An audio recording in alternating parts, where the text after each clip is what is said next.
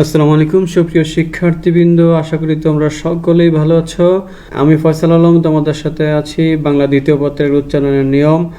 উচ্চারণের নিয়মের আজকের আলোচ্য বিষয় হলো বফলার উচ্চারণ নিয়ে। তো 1 নম্বর নিয়মটি হলো শব্দের শুরুতে বফলা অনুচ্চারিত থাকবে। অর্থাৎ শব্দের শুরুতে যদি কোনো বর্ণের সঙ্গে বফলা যুক্ত হয় তাহলে সেই বফলার উচ্চারণ হবে না। যেমন স্বদেশ শব্দটিতে দেখো শুরুর বর্ণের সঙ্গে বফলা যুক্ত হয়েছে, ত্বক শব্দটিতেও প্রথম বর্ণের সঙ্গে বফলা যুক্ত হয়েছে, কিন্তু এখানে বফলার উচ্চারণ হয়নি। বফলা যদি আমরা না দিই তা উচ্চারণ স্বদেশী হবে, যদি ত্বকে বফলা না দিই তা উচ্চারণ ত্বকই হবে। তাহলে বফলার উচ্চারণ এখানে হয়নি। তাহলে 1 নম্বর নিয়মটি ছিল শব্দের শুরুতে বফলা অনুচ্চারিত থাকবে, শব্দের শুরুতে বফলার উচ্চারণ হবে না। 2 নম্বর নিয়মটি হলো শব্দের মাঝে ও শেষে বফলাযুক্ত বর্ণের উচ্চারণ দ্বিত্ব হয়। অর্থাৎ শব্দের মাঝে ও শেষে কোনো বর্ণের সঙ্গে যদি বফলা বসে তাহলে বফলা যে বর্ণের সঙ্গে বসবে সেই বর্ণটির উচ্চারণ 2 বার হবে। যেমন বিশ্ব শব্দটিতে দেখো বফলা শব্দের শেষে যুক্ত হয়েছে, দাসত্ব শব্দটিতে শেষে যুক্ত হয়েছে। অনুরূপভাবে যদি কোনো শব্দের মাঝেও যুক্ত হয় তাহলেও বফলাযুক্ত বর্ণের উচ্চারণ দ্বিত্ব হবে। তাহলে শব্দের শেষে যুক্ত হওয়ার কারণে কি হয়েছে? বফলাযুক্ত বর্ণ তালব্যশের উচ্চারণ 2 বার হয়েছে।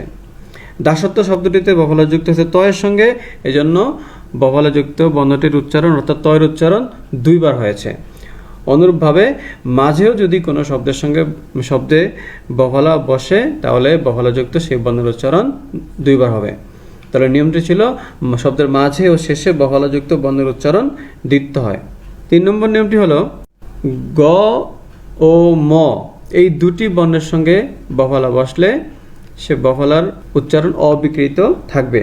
অর্থাৎ গ ও ম এই দুটি বর্ণের সঙ্গে বফলা বসলে বফলার কোনো পরিবর্তন হবে না, বফলা উচ্চারিত হবে। যেমন লম্বা শব্দটিতে ময়ের সঙ্গে বসেছে, আর দিগ্বিজয় শব্দটিতে গয়ের সঙ্গে বসছে। তো আমাদের কথা ছিল কি, গয়ের সঙ্গে এবং ময়ের সঙ্গে যদি বফলা বসে তাহলে বফলার উচ্চারণ অবশ্যই হবে, বফলার উচ্চারণ বিকৃত হবে না, অবিকৃত থাকবে। তাই লম বা বফলার উচ্চারণ হয়েছে। অনুরূপভাবে দ্বিতীয় শব্দটিতে গয়ের সঙ্গে বফলা বসার কারণে এখানেও বফলার উচ্চারণ অবিকৃত রয়েছে, দিগ্বিজয় বফলার উচ্চারণ হয়েছে। 4 নম্বর নিয়মটি হলো উপসর্গযোগে গঠিত শব্দের খণ্ডত বা দয়ের সঙ্গে যদি বফলা যুক্ত হয় তাহলে সেই বফলার উচ্চারণ অবিকৃত থাকবে।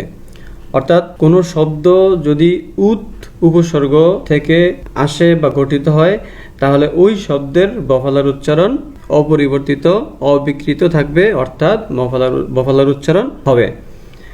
যেমন উদাহরণটি লক্ষ্য করো, উদ্বেগ শব্দটিকে আমরা বিশ্লেষণ করলে পাবো উদ যোগ বেগ। তাহলে উপসর্গ যোগের যে দ ছিল, দয়ের সঙ্গে বফলা বসেছে, এই কারণে বফলার উচ্চারণ এখানে পরিবর্তিত হয়নি, অপরিবর্তিত থাকবে, অবিকৃত থাকবে, উচ্চারণ হবে। অনুরূপভাবে উদ্বাস্তু, উদ যোগ বাস্তু, তো উপসর্গের সঙ্গে বফলা যুক্ত হয়েছে, এজন্য এখানেও বফলা উচ্চারণ অপরিবর্তিত অবিকৃত রয়েছে, বফলার উচ্চারণ হয়েছে। আশা করি নিয়মটি বুঝতে পেরেছ। 5 নম্বর নিয়ম হলো যুক্ত ব্যঞ্জনের সঙ্গে বফলার উচ্চারণ হবে না। যুক্ত ব্যঞ্জনের সঙ্গে বফলা যদি বসে তাহলে সেই বফলার উচ্চারণ করা যাবে না। যেমন উচ্ছ্বাস শব্দটিতে বফলা বসছে কিসের সঙ্গে?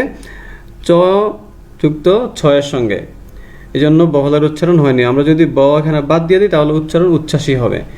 সান্ত্বনা শব্দটিতে বফলা বসেছে 9 তয়ের সঙ্গে, এজন্য এখানেও বফলার উচ্চারণ হয়নি।